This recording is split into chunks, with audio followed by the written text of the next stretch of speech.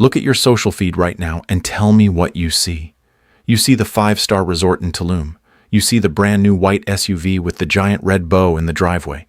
You see the group dinner where the wine costs more than your first car and the smiles look expensive. You see your friends living a life that seems effortless, successful, and perfectly curated. But behind those high-definition photos and the living my best life captions, there is a mathematical tragedy unfolding that nobody wants to talk about at the block party.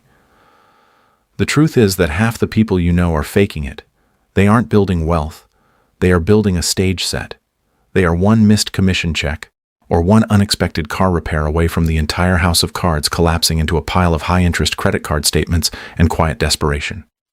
We are living in an era of the secretly broke, where the goal isn't to actually be rich, but to look rich enough that nobody asks any questions. Tonight, we are pulling back the curtain on the suburban debt trap. We're going to look at the 10 dead giveaways that your circle is living a financial lie, and more importantly, we're going to make sure you aren't one of them. Before we dive into these 10 red flags, I want to ask you something that requires total honesty. Have you ever felt that comparison sting? That feeling when you see a friend's new purchase, and suddenly your own life feels a little smaller? If you've ever felt the pressure to keep up, I want you to go down to the comments right now and type, "I'm choosing freedom over status." This isn't just about watching a video, it's about breaking the cycle. When you like this video and subscribe to this channel, you are joining a community that values net worth over outward show. We are building a movement of people who want to be actually wealthy, not just Instagram wealthy. By hitting that subscribe button, you're signaling to the world that you are done with the middle-class trap and ready for true financial freedom. Let's get into the first sign, because it starts exactly where you'd expect, in the driveway. The first sign your friends are living a lie is what I call the leasing illusion. You see a new car every 2 or 3 years. Not just a new car, but an upgrade. A bigger engine, a more prestigious badge, a longer wheelbase. In the 1990s, people bought cars and kept them until the upholstery faded. Today, the car is a subscription service to a status level they can't afford. The average monthly payment for a new vehicle in America has crossed the $700 mark. But for the luxury SUVs your friends are driving, that number is closer to $1,200. When you factor in the insurance, the premium fuel, and the taxes, they are spending 30% of their take-home pay just to look like they've made it while they sit in traffic. They don't own the car owns their future. They are trading their retirement years for the smell of new leather and a backup camera they don't need. It's a depreciating asset financed by an appreciating ego. Sign number 2 is the financed lifestyle gear. Walk into their garage. It's a museum of hobbies they don't actually have time for. There's the $2,000 mountain bike that hasn't seen dirt in a year. There's the high-end outdoor pizza oven that was used exactly once last summer. There's the designer camping gear for a family that hates the woods. Here's the secret. Most of that wasn't bought with cash. It was bought using buy now, pay later apps or put on a retail credit card with a 29% interest rate. We are living in a world where you can finance a toaster or a pair of sneakers in 4 easy installments. If your friends are constantly acquiring the best of everything for their hobbies but never actually doing the hobby, they aren't buying tools. They are buying the identity of someone who is successful enough to own those tools. It's a high-interest costume.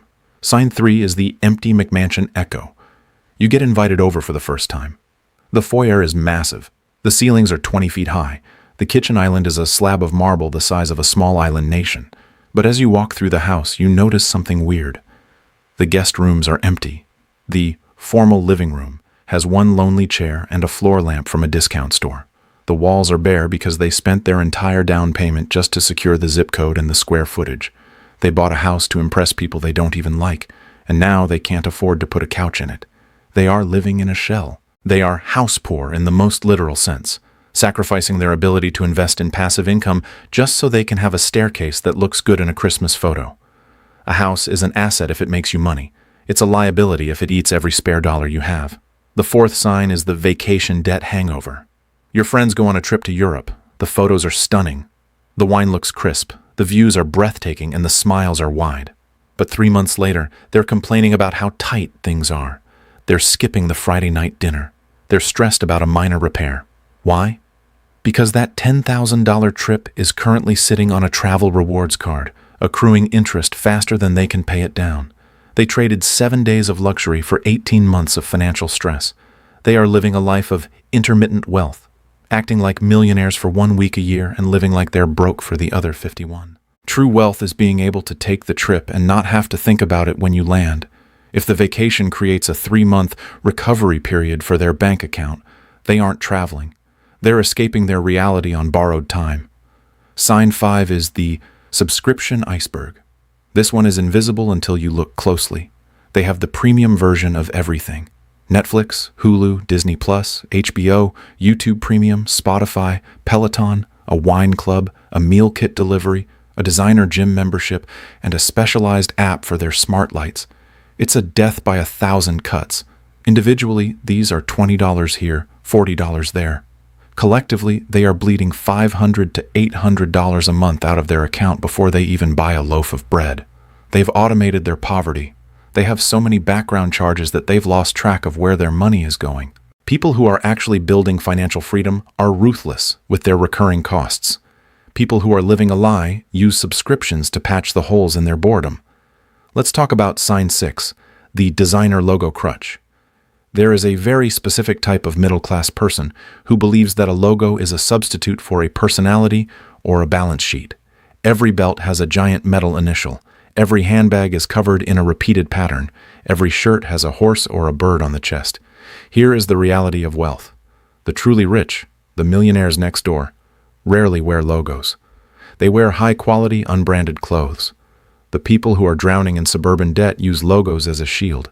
They think if the brand is expensive, people will assume their bank account is deep. It's a signal of insecurity. If your friends can't walk out the door without 5 different corporate logos on their body, they aren't showcasing their style. They're showcasing their desperate need to be perceived as part of the club. Sign 7 is the loudness of the bonus. Have you ever had a friend who can't wait to tell you about their huge year or their record bonus? They mention the specific dollar amount in a way that feels like they're trying to convince themselves more than you. Then, the very next week, they show up with a new watch or a new set of golf clubs that costs exactly what the bonus was. This is the zero-sum life. They spend every dollar as fast as it comes in. There is no margin. There is no boring index fund investment. There is no emergency fund. They treat every financial win as an excuse for an immediate lifestyle upgrade. They are on a treadmill that is moving faster every year, and they are terrified that if they stop running, if the bonuses stop or the promotion doesn't come, the whole world will see that they have zero net worth. The 8th sign is the credit card points game obsession. We all know this person. They have 14 different cards. They spend hours talking about how they hacked their way to a business class seat to Dubai. They treat their credit card points like a second career, but if you look at their spending, they are buying things they don't need just to hit a minimum spend requirement. They are spending $5,000 to get $500 worth of free travel. They think they're winning the game, but the credit card companies aren't in the business of losing money. The points game is the ultimate distraction for the middle class. It makes them feel like savvy investors while they ignore the fact that they have $40,000 in student loans and no retirement savings. If your friends talk more about their points than their portfolio, they are living a financial lie. Sign 9 is the DoorDash dependency. This is the most modern red flag. Look at the porch. There's a brown paper bag there almost every night. They make a good income, they have a beautiful kitchen with high-end appliances, and they spend $40 to have a $20 burrito delivered. It's not just about the food. It's about the total lack of friction in their spending. They have traded their financial future for the convenience of not having to boil water. A $1,500 a month delivery habit is a car payment. Over 10 years, invested at a modest return, that habit is the difference between a comfortable retirement and working until you're 75. If your friends are too busy to cook but too broke to invest, their priorities are a disaster disguised as a busy schedule. The 10th and final sign is the vague financial future. Try to have a real conversation with them about retirement or passive income, not a hot stock tip or a crypto moonshot conversation, but a real talk about long-term wealth. They will get vague. They will change the subject. They will say things like, "Oh, I'll figure it out later," or "the market is a scam anyway." They have no plan because a plan requires looking at the numbers, and the numbers are terrifying.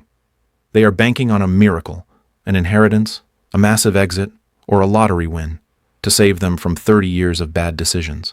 They are living in the now because the future is a dark room they're afraid to enter.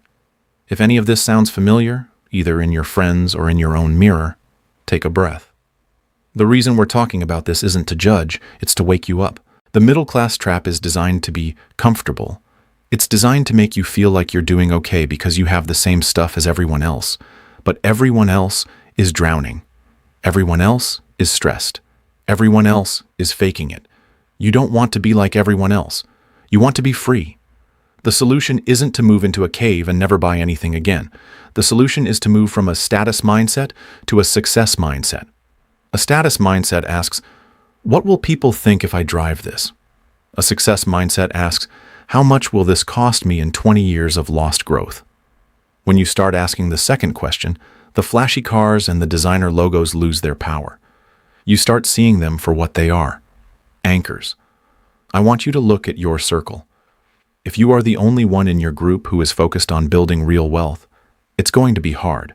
You're going to feel the pressure to join in on the expensive dinners and the luxury trips. But remember this, true friends don't care about your car or your watch.